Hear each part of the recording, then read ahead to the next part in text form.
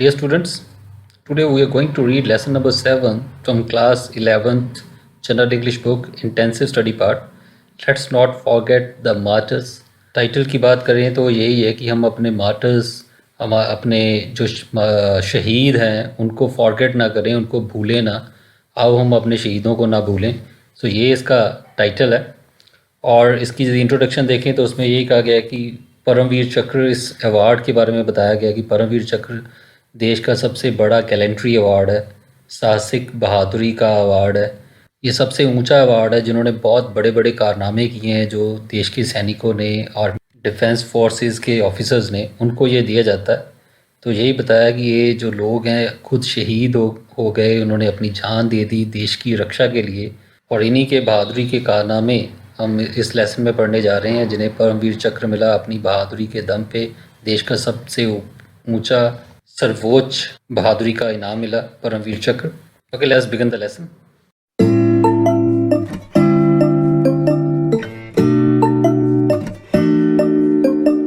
Major Somnath Sharma. तो इस lesson में हम अलग अलग जो ऑफिसर्स हैं उनके बारे में पढ़ेंगे जिन्हें ये अवार्ड मिला है। सो पहला जो नाम आता है that is major Somnath Sharma. 1923 to 1947, 1923 को इनका जन्म हुआ और 1947 में इनकी मृत्यु हो गई। सो काफ़ी यंग थे। Was the first recipient of the Paramvir Chakra. और ये पहले रेसिपिएंट थे, पहले प्राप्तकर्ता थे परमवीर चक्र के। सबसे पहली बार ये जो परमवीर चक्र इनाम मिला, ये सम्मान इन्हीं को दिया गया, मेजर सोमनाथ शर्मा को। The highest Indian gallantry award. और ये जो परमवीर चक्र है वो हाईएस्ट इंडियन गैलेंट्री, भारतीय बहादुरी का सबसे ऊंचा सर्वोच्च इनाम है। He was awarded the medal posthumously. और उनको ये जो मेडल प्राप्त हुआ परमवीर चक्र पोस्टह्यूमसली, यानी मृत्यु के बाद दिया गया, उनकी शहीदी के बाद। फॉर इज ब्रेवरी, उनकी ब्रेवरी के लिए, बहादुरी के लिए। इन द कश्मीर ऑपरेशंस, जो कश्मीर में ऑपरेशन हुआ, जो कश्मीर में लड़ाई हुई इन नवंबर 1947। सो 1947 नवंबर में जो युद्ध हुआ, लड़ाई हुई, उसमें इन्होंने बहादुरी दिखाई और उसके फलस्वरूप इनको ये इनाम मिला। ही डाइड, वो मारे गए, वाइल एविक्टिंग पाकिस्तानी इनफिल्ट्रेटर्स एंड रेडर्स। और जबकि वो पाकिस्तानी इनफिल्ट्रेटर्स, घुसपैठिए और रेडर्स, हमलावरों को एविक्ट कर रहे थे, निकाल रहे थे, खदेड़ रहे थे from Srinagar airport, Srinagar airport से, ड्यूरिंग द इंडो पाक वार ऑफ 1947-48 इन कश्मीर। जो भारत पाकिस्तान का युद्ध हुआ 1947-48 में कश्मीर में, सो उस दौरान उन्होंने ये बहादुरी का काम किया। He belong to the 4th Kumaon regiment. और वो 4th कुमायूं रेजिमेंट से बिलोंग करते थे। सो रेजिमेंट एक सैनिक टुकड़ी। सो अलग अलग आर्मी में आर्मी यूनिट्स होते हैं, रेजिमेंट, कंपनी, सो ऑन। और ये जो इनकी रेजिमेंट का आर्मी की जो टुकड़ी का नाम था 4th कुमायूं, इस रेजिमेंट को ये बिलोंग करते थे। Major Somnath Sharma was born on 31 January 1923। और 31 जनवरी 1923 को इनका जन्म हुआ एट दाद, कांगड़ा, हिमाचल प्रदेश, इंडिया। सो दाद नाम के विलेज में, कांगड़ा डिस्ट्रिक्ट में, हिमाचल प्रदेश, इंडिया में। He came from a well known military family. वो एक जानी मानी मशहूर मिलिट्री फैमिली से बिलोंग करते थे। उनका परिवार एक मिलिट्री परिवार था। उनके पिता जो थे वो भी मिलिट्री में थे।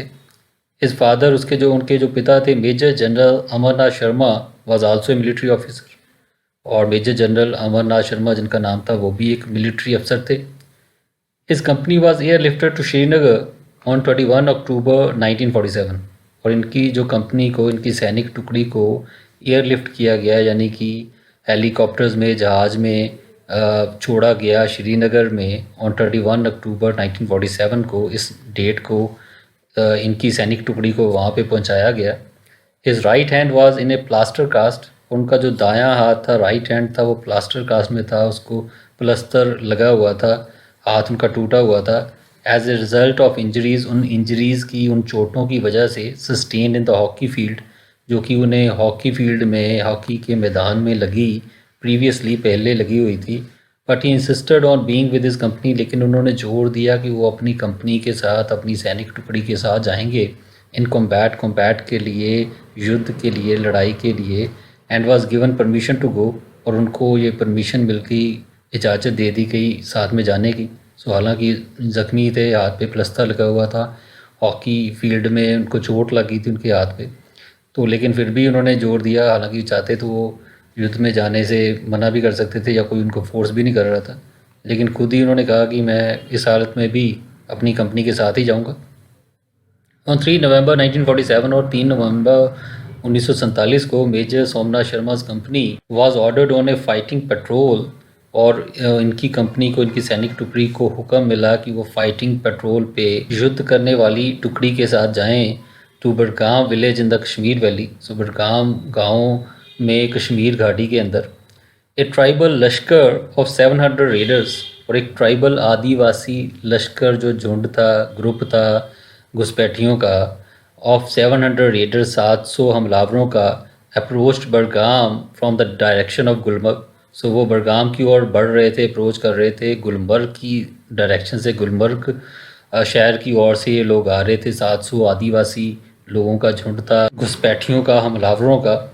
The company was soon surrounded by the enemy, और जल्दी इस कंपनी को, इस सैनिक टुकड़ी को घेर लिया गया दुश्मन द्वारा। फ्रॉम 3 साइड्स, 3 तरफ से इनको घेर लिया गया। एंड सस्टेन्ड हैवी कैजुअलिटीज़, और हैवी कैजुअलिटीज़ भारी भरकम नुकसान हुआ, चोटें पहुंची, जाने गई।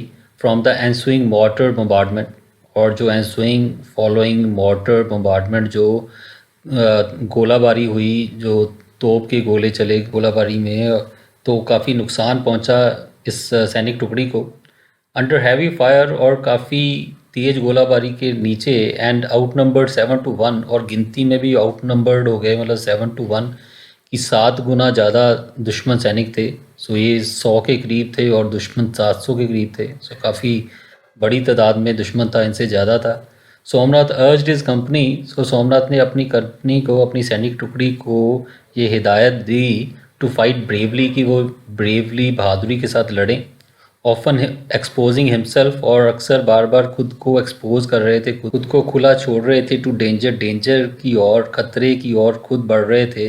As he ran from post to post, और जब एक पोस्ट से दूसरे पोस्ट की ओर, एक ठिकाने से दूसरे ठिकाने की ओर जैसे वो दौड़ के जा रहे थे, और कोई परवाह नहीं कर रहे थे, ख़तरे में खुद सामने आ रहे थे, अपनी कंपनी को बहादुरी से लड़ने की हिदायत दे रहे थे। When heavy casualties adversely affected, और जब हैवी कैजुअलिटीज़ ने, जो भारी भरकम जो नुकसान हुआ, उसने विपरीत तरीके से अफेक्ट किया, प्रभावित किया the firing power of his company, उनकी कंपनी की, उनकी सैनिक टुकड़ी की फायर करने की, गोलियां चलाने की क्षमता को प्रभावित किया। Major Sharma with his right hand in plaster, तो तब मेजर शर्मा, जिनका दायां हाथ प्लास्टर में, प्लस्तर में बंधा हुआ था, टुक अपॉन हिमसेल्फ, उन्होंने खुद ये जिम्मेदारी ली, the task of filling the magazines, और जो मैगजीन्स को फिल करना, गोलियां भरना उसके अंदर बंदूकों के, तो ये काम उन्होंने खुद किया। And issuing them to man, और वो गोलियां भर भर के, जो बंदूकें थी मैगजीन से सनी हुई, तो उनको उठा उठा के अपने सैनिकों को पकड़ा रहे थे। ऑपरेटिंग लाइट मशीन गन्स, और ख़ुद भी लाइट मशीन गन्स जो थी वो ऑपरेट कर रहे थे, खुद मशीन गन्स खुद भी चला रहे थे, गोलियां भर के दूसरों को भी दे रहे थे, हालांकि एक हाथ बंधा हुआ था प्लस्तर में। While he was busy fighting the enemy, और जब कि वो बिजी थे दुश्मन से लड़ने में, अ मोटर शेल एक्सप्लोडेड, और एक जो मोटर शेल था, जो तोप का गोला था, वो एकदम से विस्फोट कर गया on the ammunition near him. So उनके पास जो एम्यूनिशन पड़ा था, गोला बारूद पड़ा था, तो उसके पास ही गोला के फट गया। His last message to brigade HQ, और उनका जो आखिरी मैसेज था, संदेश था अपनी ब्रिगेड के हेडक्वार्टर को, अपनी सेना के हेडक्वार्टर को, बिफोर ही वॉज किल्ड, इससे पहले कि वो जब मारे गए, बाज, तो ये संदेश था उनका मरने से पहले, आखिरी जो संदेश था, the enemies are only 50 yards from us, कि ये जो एनिमीज़ हैं, दुश्मन हैं, हमसे सिर्फ 50 गज की दूरी पे हैं। We are under devastating fire, और हम भयानक गोलाबारी का सामना कर रहे हैं। I shall not withdraw an inch, मैं 1 इंच भी पीछे नहीं हटूंगा। But will fight to our last man and our last round, और तब तक लड़ूंगा जब तक हमारा आखिरी आदमी जीवित है, या आखिरी राउंड, हथियार, हमारी गोलियों का आखिरी राउंड भी, जब तक हमारे पास एक गोली भी बची हुई है, तो तब तक हम लड़ाई जारी रखेंगे, हम पीछे नहीं हटेंगे। सो ये संदेश था उनका, जो आखिरी संदेश मरने से पहले। By the time the relief company of first battalion Kumaon regiment reached Budgam, और जब तक ये जो रिलीफ कंपनी थी, सहायक जो कंपनी थी, सहायक सैनिक टुकड़ी but first battalion Kumaon regiment की जब तक पहुंची Budgam, the position had been overrun, तो तब तक ये जो पोजीशन थी, जो स्थान था, उसको ओवररन किया जा चुका था, उस पर कब्जा किया जा चुका था। However, the 200 casualties suffered, लेकिन जो 200 कैजुअलिटीज़ 200 लोग मारे गए बाय द एनिमी, दुश्मन के, made them lose their impetus to advance, तो इससे उनका जो इम्पीटस था, जो उनकी पावर थी, जो उनकी क्षमता थी एडवांस करने की, आगे बढ़ने की, तो वो चली गई थी। इतना लोग उनके मारे गए, तो हालांकि उस जगह पे तो कुछ हद तक उन्होंने कब्ज़ा कर लिया था, लेकिन आगे बढ़ने की हिम्मत नहीं हुई उनकी। The Indian troops in the mean time, और जो भारतीय ट्रुप थे, सेना थी, इस दौरान फ्लू इनटू श्रीनगर एयरफील्ड, और श्रीनगर एयरफील्ड जो था, जो वहाँ का हवाई अड्डा था श्रीनगर का, वहाँ तक वो उड़ के पहुँच गए। And blocked all routes to Srinagar, और उन्होंने सारे रास्ते श्रीनगर जाने के ब्लॉक कर दिए, बंद कर दिए। इन दिस मैनर, और इस तरह Somnath Sharma prevented the fall of Srinagar, Somnath Sharma ने श्रीनगर पे कब्ज़ा होने को रोक दिया। तो बताया उन्होंने खुद, हालांकि मारे गए बहुत थोड़े 100 आदमी थे, उनके 700 विरोधी लोग थे, और लेकिन फिर भी घबराए नहीं, फिर भी लड़ते रहे, और काफ़ी समय तक उनको रोक के रखा, और दुश्मन सेना के भी काफ़ी लोग, 200 लोग उनके मार डाले, तो इससे वो आगे नहीं बढ़ पाए। और इतनी देर में समय मिल गया भारतीय ट्रुप्स को, भारतीय सेना को, कि वो वहाँ पे पहुँच के सारे रास्ते बंद कर सकें। तो यदि वो पीछे हट जाते तो तब तक तो पूरा कब्ज़ा हो जाना था श्रीनगर पे। तो बताया कैसे मेजर सोमनाथ शर्मा ने श्रीनगर को बचाया। और नेक्स्ट जो आर्मी ऑफिसर की बात हो रही है, दैट इज़ लेफ्टिनेंट कर्नल धान सिंह थापा, अ पीवीसी, और ये भी एक परमवीर चक्र अवार्डी थे, was an Indian army major, और भारतीय आर्मी में मेजर थे in first battalion 8th Gorkha rifles regiment. So उनकी जो रेजिमेंट थी उसका नाम था 8th Gorkha rifles first battalion. तो जैसे हमने पहले भी बात की, बटालियन रेजिमेंट का एक सब यूनिट होता है। सो एक बटालियन में लगभग 400-500 के करीब सैनिक होते हैं, और रेजिमेंट में 2000 के करीब, मतलब 4-5 बटालियन मिलके एक रेजिमेंट बनती है। सो 8th गोरखा राइफल रेजिमेंट की पहली बटालियन के ये सदस्य थे। ही वॉज कमीशन ऑन 28 अगस्त 1949, और वो कमीशन हुए, मतलब उनको रैंक मिला, आर्मी में आए 28 अगस्त 1949 को उनकी भर्ती हुई। एट 6 ऑन 20 अक्टूबर 1962, और 6 बजे सुबह 20 अक्टूबर 1962 को the Chinese opened a barrage of artillery and mortar fire over Sirijap. So Chinese जो थे, चीनी जो सेना थी, उन्होंने आर्टिलरी और मोटर फायर, बंदूकों की गोलियों का और तोपों के गोलों का एक बैरेज, एक बौछार छोड़ दी, जो सिरीजाब वन पोस्ट के ऊपर, near the Chushul airport in Ladakh. So Chushul airport जो लद्दाख में स्थित था, तो वहाँ पे जो पोस्ट थी, चौकी थी, सो वहाँ पे उन्होंने ये गोलाबारी करनी शुरू कर दी। द शेलिंग कंटिन्यू टिल 8:30, और 8:30 बजे तक ये जो शेलिंग थी, गोलाबारी चलती रही। And the whole area was set ablaze, और पूरा जो ये जो एरिया था, क्षेत्र था, उसको आग लग गई, इतनी गोलाबारी थी। Some shells fell on the command post, और कुछ जो शेल्स थे वो जो कमांड पोस्ट थी, जो मेन चौकी थी, तो वहाँ पे गिरे। And damage the wireless set, और जो वायरलेस सेट था जिससे बात होती थी हेडक्वार्टर से या बाकी सैनिक टुकड़ियों से, तो वो वायरलेस सेट जो था वो डैमेज हो गया, ख़राब हो गया। This put the post out of communication, और इसकी वजह से ये जो पोस्ट थी, ये जो चौकी थी, वो आउट ऑफ कम्युनिकेशन हो गई, बाकियों के साथ संपर्क टूट गया। The Chinese then attacked in overwhelming numbers, और फिर चाइनीज़ ने ओवरवेलमिंग नंबर्स में, मतलब बहुत ज़्यादा तादाद में, बहुत ज़्यादा गिनती में सैनिकों ने चाइना के अटैक कर दिया। Major Thapa and his men repulse the attack, और मेजर थापा और उनके आदमियों ने इस अटैक को रिपल्स किया, उसको वापस खदेड़ा, inflicting heavy casualties on the enemy, और काफ़ी कैजुअलिटीज़, जानी नुकसान पहुंचाया, काफ़ी लोग मारे, एनिमी के दुश्मन सैनिकों को काफ़ी मारे गए। The Chinese mounted another attack, so China वालों ने एक और अटैक किया इन ग्रेटर नंबर्स, और बड़ी गिनती में, after shelling the area with artillery and mortar fire. So इस क्षेत्र को आर्टिलरी और मोटर फायर गोलियों से, तोपों के गोलों से बौछार करके इस क्षेत्र में, और ज़्यादा बड़ी गिनती में यहाँ पे अटैक किया। Major Thapa once again repulse the attack. Major Thapa ने एक बार फिर इस अटैक को खदेड़ दिया वापस, inflicting heavy losses on the Chinese, और फिर बहुत ज़्यादा लॉसेस, बहुत ज़्यादा नुकसान पहुंचाया चाइनीज़ को।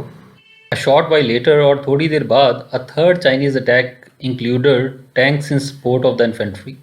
और एक तीसरा चाइनीज़ अटैक हुआ जिसमें टैंक्स भी इंक्लूडेड थे इन सपोर्ट ऑफ इन्फेंट्री। पैदल सैनिकों के साथ साथ उन्होंने टैंक भी शामिल कर लिए। द डिफेंडर्स वर वीकंड, और ये जो डिफेंडर्स थे, बचाव करता जो हमारे सैनिक थे इंडिया के, वो वीकंड, वो कमज़ोर हो चुके थे by the casualties suffered in the earlier attacks. जो पहले 2 अटैक हुए थे उसमें जो जानी नुकसान हुआ जानों का, उसकी वजह से अब थोड़ा कमज़ोर पड़ चुके थे। बट हेल्ड आउट, लेकिन फिर भी वो डटे रहे। वाइल द एम्यूनिशन लास्टेड, जब तक एम्यूनिशन बचा रहा, जब तक हथियार गोलियां बची रही, तो तब तक वो वहाँ पे डटे रहे। When the Chinese finally overran the post, और जब आखिरकार चाइनीज़ ने इस पोस्ट को ओवररन कर दिया, उस पर कब्ज़ा कर लिया, इस चौकी पे, major Thapa jumped out of his trench. तो मेजर थापा अपनी ट्रेंच में से, अपने मोर्चे वाली खाई में से बाहर निकले, एंड किल्ड मैनी इंट्रूडर्स, और बहुत सारे घुसपैठियों को मार डाला, in hand to hand fighting. So हाथों से लड़के, पहले तो गोलियां चल रही थी, जब गोलियां ख़त्म हो गई तो तब भी हार नहीं मानी, तो हैंड टू हैंड, हाथों हाथ हाथापाई करके उन्होंने घुसपैठियों को मारना शुरू कर दिए। He was eventually over powered, और आखिरकार इवेंचुअली फाइनली आखिर में उनको ओवर पावर कर लिया गया, उनको काबू में ले लिया गया, एंड कैप्चर्ड, और उनको कैप्चर कर लिया गया, बंधक बना लिया गया। Major Thapa who was awarded the Paramvir Chakra, और मेजर थापा जिनको कि परमवीर चक्र अवार्ड से सम्मानित किया गया, was believe to have been killed, और ये माना गया था कि वो मारे गए हैं इन दिस एंगेजमेंट, इस एंगेजमेंट में, इस लड़ाई में। But he was later discovered, लेकिन बाद में ये पता चला to have been taken prisoner, कि उनको प्रिजनर, बंधक बना के रखा गया था, वो मरे नहीं थे। After is release from the POW camp, और जब उनकी रिलीज़ हुई, जब वो छूट गए POW, prisoner of war camp से, सो प्रिजनर ऑफ वार की जो जिनको बंधक बनाया गया था लड़ाई के बाद, जिन सैनिकों को, तो जब उनको छोड़ दिया गया, ही रिज्यूम्ड हिज मिलिट्री करियर, और उन्होंने अपना मिलिट्री करियर आगे बढ़ाया, फिर दोबारा अपनी मिलिट्री में शामिल हुए। ही रिटायर्ड एज लेफ्टिनेंट कर्नल, और लेफ्टिनेंट कर्नल रैंक पे पहुंच के वो रिटायर हुए। पहले मेजर थे तो प्रमोशन हो गई, लेफ्टिनेंट कर्नल बन गए बाद में। एंड डाइड इन सितंबर 2005, और सितंबर 2005 में उनकी मृत्यु हुई। मेजर थापा कूल करेज, और मेजर थापा का ठंडे ढंग से करेज वाला, हिम्मत वाला व्यक्तित्व, कॉन्स्पिशियस फाइटिंग क्वालिटीज़, उनकी लड़ाई की खास विशिष्ट लड़ाई करने की क्षमता, विशेषताएं, एंड लीडरशिप, और उनकी जो लीडरशिप क्वालिटी थी, were in the highest traditions of our army. So ये जो हमारी आर्मी की जो हाईएस्ट ट्रेडिशंस है, विरासत है, सो उसका ये रूप था, उसकी पहचान थी। तो इन्हीं बातों की वजह से उनको ये अवार्ड मिला, परमवीर चक्र। उन्होंने बहादुरी जिस तरह ढंग से दिखाई। और जो नेक्स्ट ब्रेव आर्मी मैन जिन्हें परमवीर चक्र अवार्ड मिला, उनका नाम है हवलदार अब्दुल हमीद। सो हवलदार अब्दुल हमीद का ज़रूर आपने कोई कोई लेसन पढ़ा होगा क्लास 8th में भी, या मे बी किसी और क्लास में भी, तो काफ़ी फेमस हैं। Havildar Abdul Hamid was a soldier in the 4th battalion. So वो 4th battalion, the grenadiers of the Indian Army. So the grenadiers जो रेजिमेंट है इंडियन आर्मी की, उसकी 4th बटालियन का हिस्सा थे हवलदार अब्दुल हमीद। वो died in the Khemkaran sector, जो कि खेमकरन सेक्टर में, खेमकरन एरिया में जिनकी मृत्यु हुई ड्यूरिंग द इंडो पाक वार ऑफ 1965। सो 1965 में जो इंडो पाक, भारत पाकिस्तान की लड़ाई हुई, उसमें ये मारे गए। He was the post humus recipient, और पोस्ट ह्यूमस मतलब मृत्यु के बाद जिनको रिसीव हुआ, जिनको प्राप्त हुआ, of the Republic of Indians highest military decoration. So Republic of India, भारतीय गणराज्य का सबसे बड़ा जो मिलिट्री डेकोरेशन है, मिलिट्री का जो सम्मान है, द परमवीर चक्र। सो परमवीर चक्र प्राप्त करने वाले ये व्यक्ति थे। सो पोस्ट ह्यूमस रेसिपिएंट थे, मृत्यु के बाद उनको ये सम्मान प्राप्त हुआ, परमवीर चक्र जो मेडल है उनको दिया गया।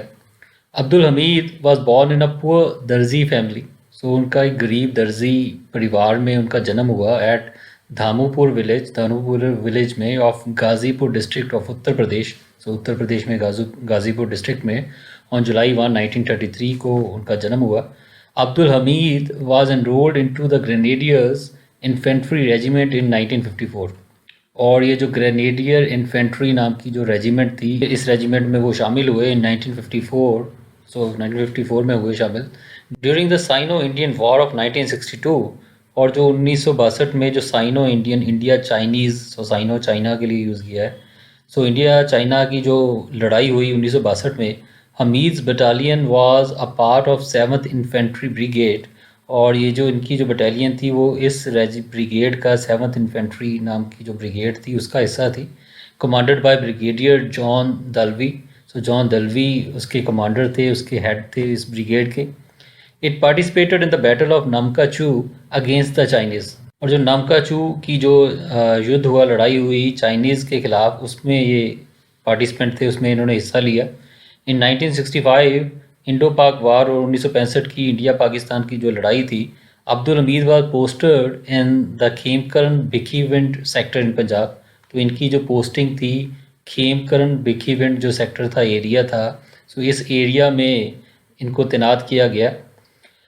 Successful actions by Indian armoury artillery, और जो सफल एक्शन हुए, सफल काम हुए इंडियन आर्मी आर्टिलरी द्वारा, भारतीय हथियारबंद जो सेना थी, and infantry anti tank actions, और इन्फेंट्री के पैदल चलने वाले जो आर्मी मैन थे, एंटी टैंक जिनका काम था टैंकों के साथ लड़ना, सो उनकी सफल एक्शंस की वजह से, such as those of Abdul Hamid, जैसा कि अब्दुल हमीद ने भी किया, सो अब्दुल हमीद भी एंटी टैंक एक्शन का हिस्सा थे जो दुश्मन सेना के टैंक पे हमला करते थे।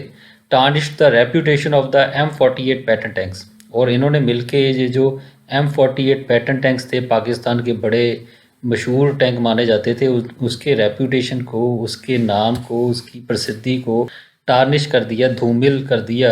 सो बड़ा जो नाम था इन टैंकों का, ये नाम ख़राब कर दिया इन्होंने, अब्दुल हमीद ने। ऐसा विनाश किया उन्होंने दुश्मन के टैंकों का। At 800 hours on 10 सितंबर 1965, सो 10 सितंबर 1965 को सुबह 8 बजे Pakistan forces launched an attack. So Pakistan forces ने एक अटैक लॉन्च किया, हमला किया with A regiment of pattern tanks, pattern tanks की पूरी रेजिमेंट के साथ, सैनिक टुकड़ी के साथ। उन्हें वाइटल एरिया, एक बड़े इंपॉर्टेंट एरिया पे, एक क्षेत्र पे, ahead of village Cheema, village Cheema के, गांव चीमा के थोड़ा आगे, on the Bhikhiwind road, Bhikhiwind वाली सड़क पे, in the Khemkaran sector, Khemkaran sector पे, खेमकरन एरिया में ये जो उन्होंने हमला किया। इंटेंस आर्टिलरी शेलिंग, और बहुत ज़्यादा आर्टिलरी की शेलिंग, गोलीबारी प्रोसीडेड द अटैक, अटैक हमले से पहले उन्होंने काफ़ी ज़्यादा गोलाबारी की। The enemy tanks penetrated the forward position, और जो एनिमी टैंक्स थे, दुश्मन सेना के जो टैंक थे, उन्होंने पेनिट्रेट कर दिया, वो घुसपैठ कर दी द फॉरवर्ड पोजीशन, आगे वाली पोजीशन पे। बाई 900 आवर, सुबह 9 बजे तक वो काफ़ी आगे तक आ चुके थे। रियलाइजिंग द ग्रेव सिचुएशन, और ये गंभीर हालातों का एहसास करते हुए, company quartermaster havildar Abdul Hamid, so company के जो क्वार्टर मास्टर पद पे तैनात हवलदार थे Abdul Hamid, who was commander of an RCL gun detachment, और जो कि एक RCL गन डिटैचमेंट सेना की टुकड़ी का हिस्सा थे, जो कि RCL गन जो हथियार लेके चलती थी, moved out to a flanking position. So वो एक फ्लैंकिंग पोजीशन, साइडवेज एक तरफ की पोजीशन पे वो आगे बढ़े, with is gun mounted on A jeep, और अपनी जो बंदूक उन्होंने अपनी जीप के ऊपर लगा के रखी हुई थी। Under intense enemy shelling and tank fire, और जो बहुत ज़्यादा एनिमी शेलिंग हो रही थी, जो गोलियां चल रही थी और टैंक के गोले बरस रहे थे, उसके नीचे, उसके सामने वो अपनी जीप लेके गए, अपनी गन उसके ऊपर फिट करके, टेकिंग एन एडवांटेजियस पोजीशन, और एक एडवांटेजियस पोजीशन, एक अच्छी अनुकूल स्थान जगह पे पहुंच के, he knocked out the leading enemy tank. तो उन्होंने जो लीडिंग आगे बढ़े हुए जो एनिमी टैंक थे, तो उनको धराशायी कर दिया। And then swiftly changing his position, और फिर तेज़ी से अपना स्थान बदलते हुए, he sent another tank up in flames, एक और टैंक उन्होंने आग की लपटों के हवाले कर दिया। बाय दिस टाइम, और इस समय तक, the enemy tanks in the area spotted him, जो दुश्मन सेना के जो टैंक थे उन्होंने उसको स्पॉट कर लिया, उनका स्थान पता कर लिया। And brought his jeep under concentrated machine gun, और जो उनकी जीप थी उसको एक निरंतर कॉन्सेंट्रेट करके उस पर निशाना लगा के मशीन गन के निशाने पे ले लिया।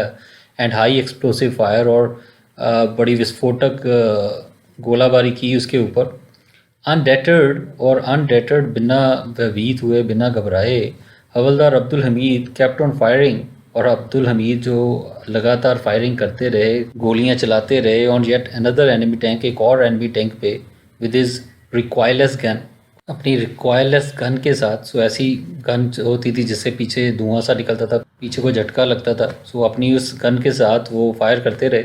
वाइल डूइंग सो, ऐसा करते हुए, ही वॉज मॉर्टली वुंडेड, और वो मॉर्टली वुंडेड मतलब इतना ज़्यादा ज़ख्मी हो गए कि उनकी मौत हो गई ज़ख्मी हो गए, by an enemy high explosive shell, और एक एनिमी के दुश्मन के बड़े ज़्यादा विस्फोटक शेल की वजह से, गोली के ऊपर जो कवर होता है तो वो एक विस्फोटक जाके उनके लगा, और वो गंभीर रूप से घायल हो गए और मॉर्टली मतलब मौत हो गई उनकी इस विस्फोट के साथ।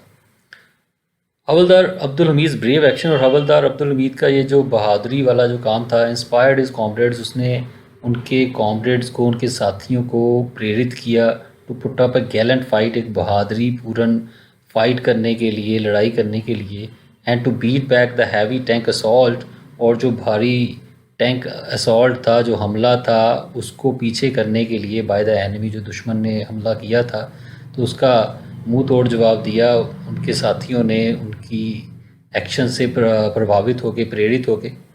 इस complete disregard for is personal safety, और उनका पूरी तरह से जो डिसरिगार्ड की बिल्कुल ध्यान नहीं दिया उन्होंने अपनी पर्सनल सेफ्टी को, अपनी व्यक्तिगत सुरक्षा को, अपने जीवन को बचाने की कोई कोशिश नहीं की ड्यूरिंग द ऑपरेशन, इस ऑपरेशन के दौरान।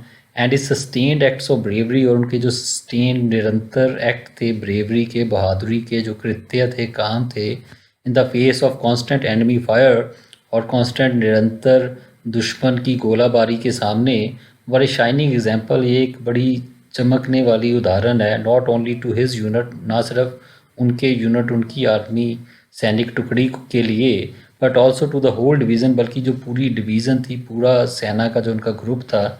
And were in the highest traditions, और ये एक बड़ी ऊंची जो विरासत है उसका ही नमूना है, उसकी एग्जाम्पल है ऑफ द इंडियन आर्मी। सो भारतीय आर्मी की जो सबसे ऊंची ट्रेडिशन है, विरासत है, जो कल्चर है, सो उसका ही ये एक उदाहरण थी, उनकी ये जो बहादुरी। इस ढंग से हवलदार अब्दुल हमीद ने हमने देखा कैसे अपनी जान जो है न्यौछावर करके, सो जो पैटर्न टैंक बहुत ही ख़तरनाक टैंक माने जाते थे, पाकिस्तान को बहुत गर्व था अपने इन टैंकों पे, और इन्हीं टैंकों की मदद से वो भारत पे जीत प्राप्त करना चाहता था।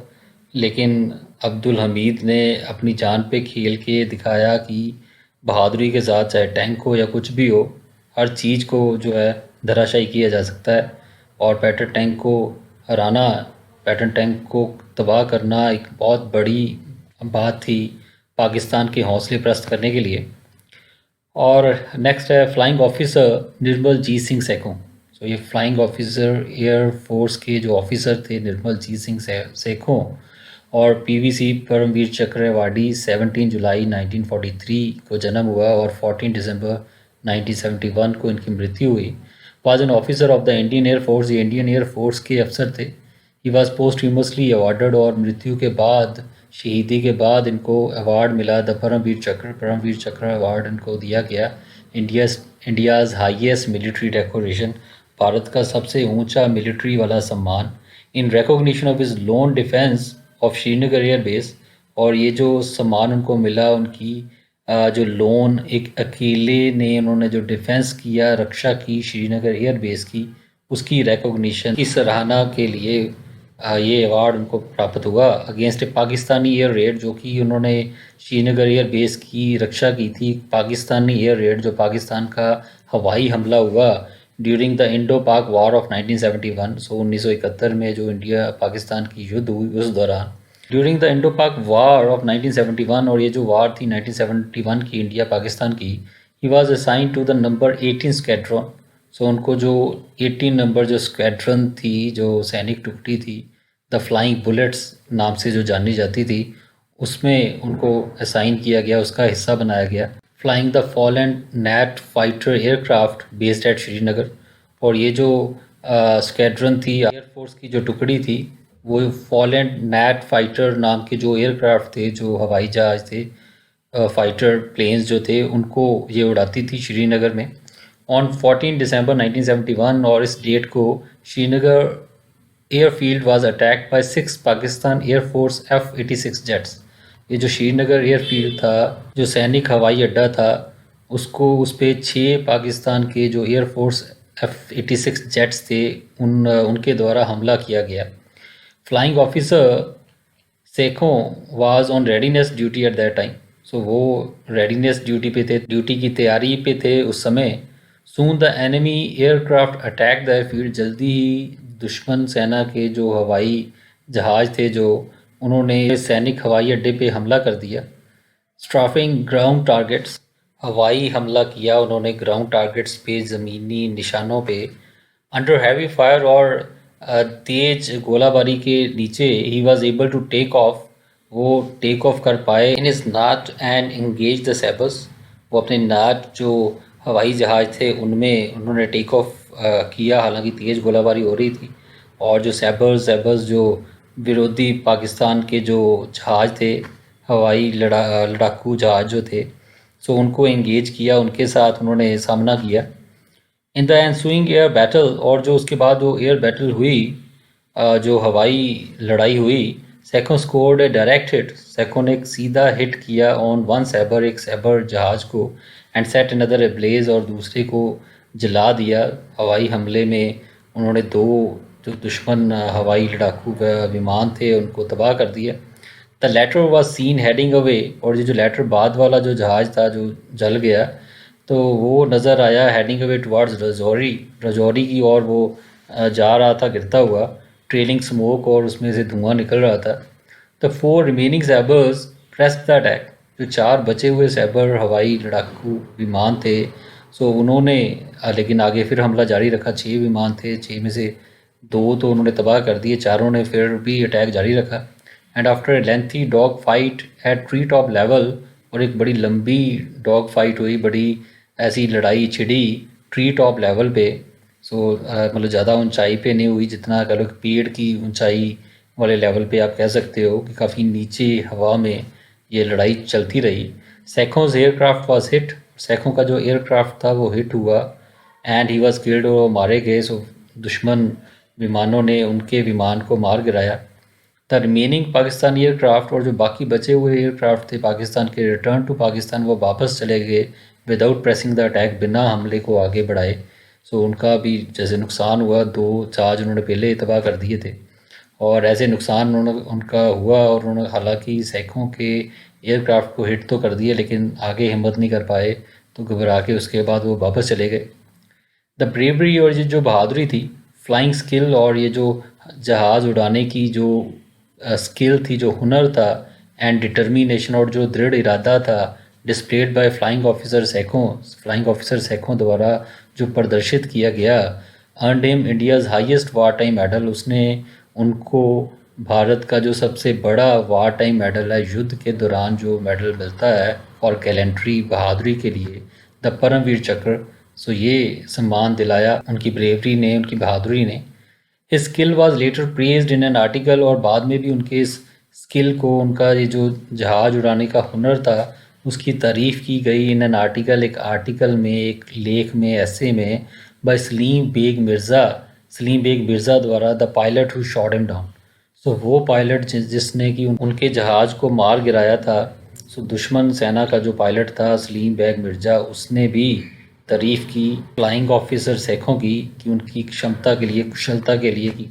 और जो आखिरी ऑफिसर हैं जिनके बारे में बात करने जा रहे हैं, that is captain Vikram Batra, PVC Paramvir Chakra awardee, 9 September 1974 to 7 जुलाई 1999। सो 9 सितंबर 74 को जन्म हुआ, 7 जुलाई 1999 को इनकी मृत्यु हुई, शहीदी हुई। Was an officer of the Indian army, जो ये इंडियन आर्मी के अफसर थे, पोस्टह्यूमसली अवार्डेड, इनको भी मृत्यु के बाद अवार्ड दिया गया विद द परमवीर चक्र अवार्ड से सम्मानित किया गया इनको, India's highest and prestigious award, और भारत का सबसे ऊंचा और सबसे शोहरत वाला इनाम फॉर वेलर के लिए, बहादुरी के लिए, फॉर हिज एक्शंस, उनके एक्शंस के लिए, ड्यूरिंग द 1999 कारगिल वार। सो 1999 में जो कारगिल वार हुई इन कश्मीर में, बिटवीन इंडिया एंड पाकिस्तान, सो उसमें जो बहादुरी उन्होंने दिखाई, उसके लिए उनको ये इनाम मिला। Vikram Batra was born on 9 सितंबर 1974। विक्रम बत्रा का जन्म 9 सितंबर 1974 को हुआ इन घग्गर विलेज, घग्गर गांव में near Palampur, Himachal Pradesh. He was selected to join the Indian military academy, और उनको सिलेक्ट किया गया इंडियन मिलिट्री एकेडमी, IMA जिसे कहते हैं, तो उसमें सेलेक्ट किया गया इन देहरादून में इन 1996 इन जैसर कंपनी ऑफ मानेकशा बटालियन। तो उनको शामिल किया गया जैसर कंपनी में मानेकशा बटालियन की। तो कई कंपनीज मिलके एक बटालियन बनती है, बटालियन का नाम मानेकशा था, कंपनी का नाम जैसर था। तो इसमें उनको शामिल किया गया and was commissioned in the Indian army, और भारतीय आर्मी में उन्हें कमीशन किया गया, उनको ऑफिसर रैंक दिया गया एज ए लेफ्टिनेंट रैंक पे of the 13 Jammu and Kashmir rifles at Sopore. Jammu and Kashmir rifles battalion का हिस्सा बनाया गया सपोर नाम के स्थान पे इन जम्मू एंड कश्मीर के अंदर।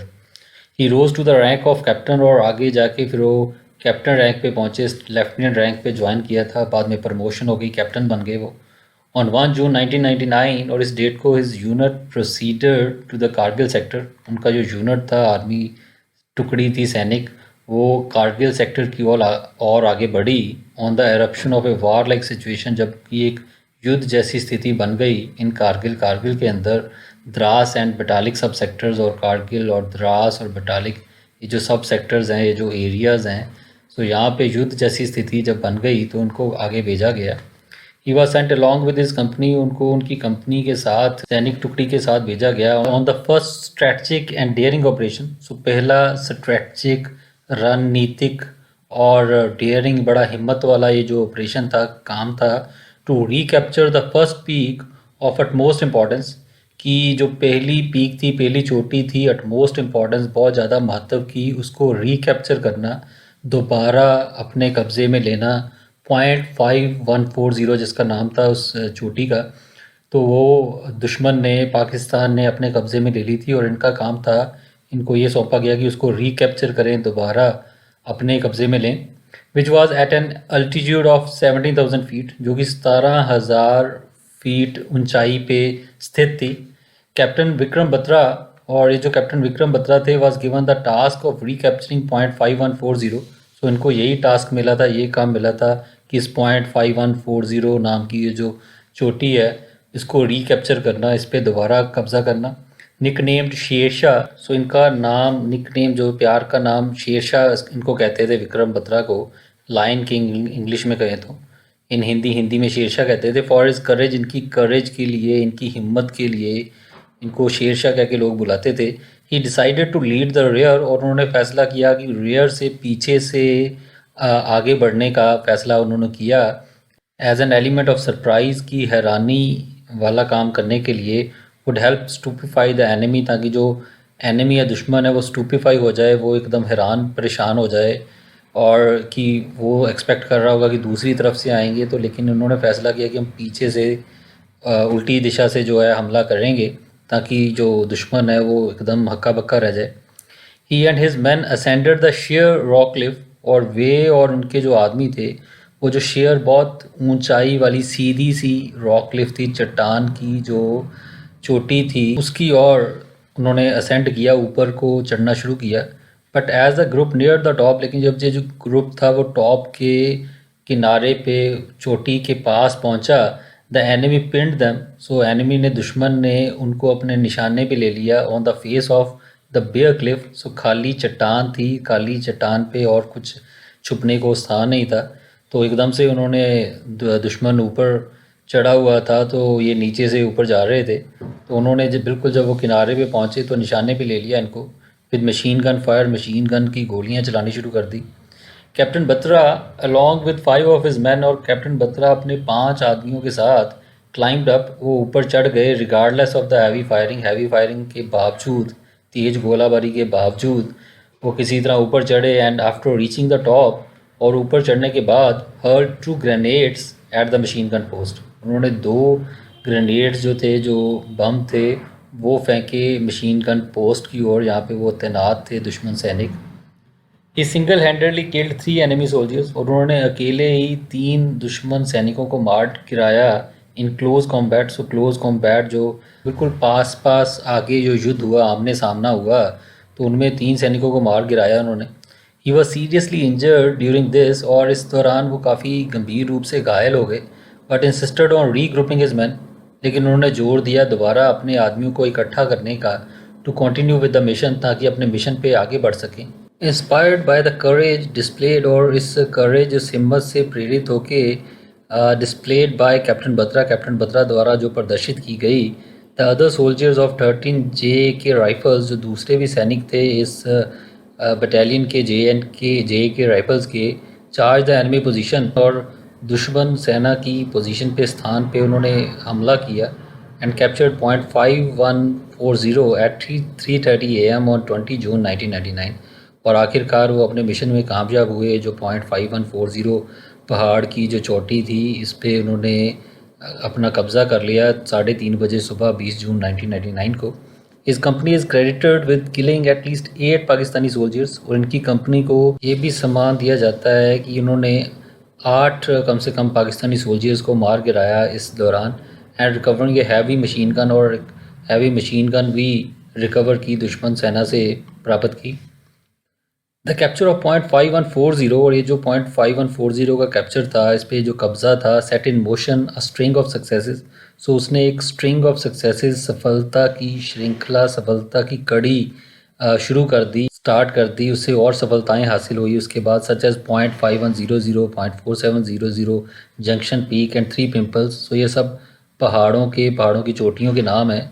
तो इन सब पे धीरे धीरे उन्होंने कब्ज़ा करना शुरू किया, along with fellow captain Anuj Nair, और अपने साथी कैप्टन अनुज नायर के साथ Batra led his man to victory. Batra ने अपने आदमियों को जीत की और वो लेके गए with the recapture of point 4750 at point 4875। So in cliffs पे, इन पहाड़ों पे की चोटियों पे भी उन्होंने कब्ज़ा किया धीरे धीरे अपने कैप्टन अनुज नायर की सहायता के साथ। He attain martyrdom when he try to rescue, और उनको मार्टरडम हासिल हुआ, शहीदी हासिल हुई, जब उन्होंने कोशिश की रेस्क्यू करने की, बचाने की एन इंजर्ड ऑफिसर, एक ज़ख्मी अफसर को, during an enemy counter attack, जब एक दुश्मन द्वारा वापस अटैक किया गया, दुश्मन द्वारा पलटवार किया गया, तो उसमें उनके एक ऑफिसर इंजर्ड हो गए, तो उनको बचाते हुए वो खुद शहीद हो गए अगेंस्ट पॉइंट 4875। सो पॉइंट 4875 जो पहाड़ की चोटी थी, वहाँ पे उसको कब्ज़ा करते करते वो शहीद हो गए in the early morning hours of 7 जुलाई 1999। सो 7 जुलाई 1999 के जो अर्ली मॉर्निंग आवर्स, इस सुबह का अर्ली मॉर्निंग का जो समय था, उस दौरान हिज लास्ट वर्ड्स वर जय माता दी, और उनके आखिरी शब्द थे, मरने से पहले वो बोल के गए जय माता दी, which means victory to the mother Durga, Durga माता की जय। तो ये शब्द उनकी आखिरी थी, परमात्मा को याद करते हुए उन्होंने अपनी जान जो थी वो निछावर कर दी। So this is what the lesson is. इसमें हमने पढ़ा 5 ब्रेव डिफेंस पर्सनल्स द्वारा, भारत माँ के सपूतों द्वारा जो अपनी जान निछावर कर दी गई, और उनकी बहादुरी के कारनामे हमने पढ़े। और इन सब में यही समानता है कि परमवीर चक्र भारत का जो सबसे बड़ा मिलिट्री गैलेंट्री अवार्ड है, जो मिलिट्री में बहादुरी के लिए दिया जाता है, तो इन सबको वो इनाम मिला, और पोस्टह्यूमसली मिला, हालांकि मौत के बाद मिला। और इनका जो जीवन और इनकी जो शहादत है, वो एक प्रेरणा हमेशा बन के रहेगी हमारे देश के लिए, हम सब के लिए। सो हम सबको बड़ा ग्रेटफुल होना चाहिए, बड़ा थैंकफुल होना चाहिए, शुक्रगुजार होना चाहिए इन वीर सैनिकों का। So that's what the lesson is. So I am sure it must have inspired you a great deal. काफ़ी प्रेरित हुए होगे आप भी इनकी बहादुरी की कहानियाँ सुन के। So will meet again with the next video. In the next video we will be doing the question answers from this lesson. Goodbye till then. Thank you. God bless you. जय हिंद, जय भारत।